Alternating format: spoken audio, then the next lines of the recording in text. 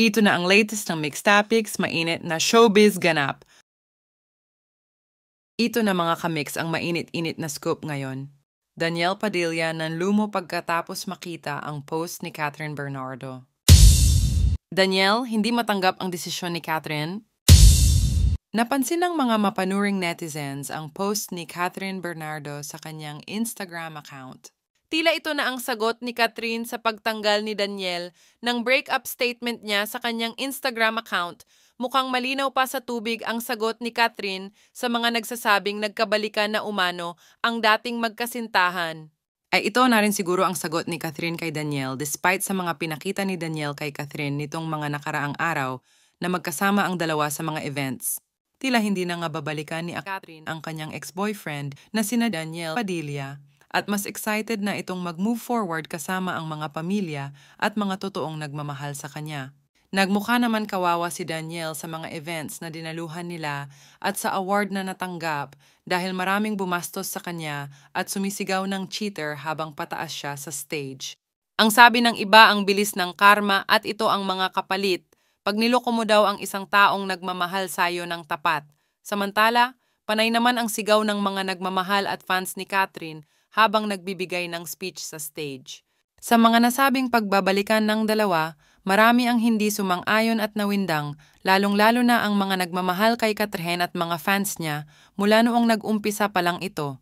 Sinasabi naman na malungkot si Daniel sa kinahantungan ng kanyang career ngayon, minsan ay dinadaan na lang daw ng binata sa pag-inom at paglabas-labas kasama ang mga kaibigan nito. Pinipilit daw makipagbalikan ni Daniel kay Catherine, kaya tinanggal ni DJ ang kanyang post sa kanyang Instagram dahil halata naman daw na umaasa na mababawi na niya si Catherine Bernardo. Nag-effort daw si Daniel para lang bumalik si Catherine sa kanya at na-realize daw niya kung gaano kalaking kawalan si Catherine sa buhay.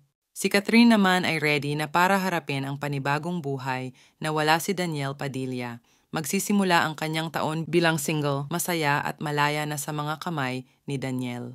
Mahirap din ang pinagdaanan ni Catherine dahil habang nasa healing process ito from their breakup ay kinailangan niyang makita at makisama kay Daniel Padilla kahit na ayaw nito, pero kailangan niyang gawin dahil sa trabaho. Kung isipin nga naman ang hirap ng sitwasyon ni Catherine dahil yung taong nanakit sa'yo ng sobra at ayaw niyang makita sana, pero kailangan niyang makita ang taong ito dahil parte siya ng trabaho at araw-araw ni Catherine. Sabi nga ng maraming fans na nagmamahal kay Catherine Bernardo ay mag-move forward na lang at wag nang balikan si Daniel. Tama daw ang ginagawa ni Catherine ngayon na maglaan ng time para sa mga taong totoong nag-care at nagmamahal sa kanya, lalo na sa kanyang sarili at kalusugan. Kung sa bagay, we choose our destiny and we have free will to do so.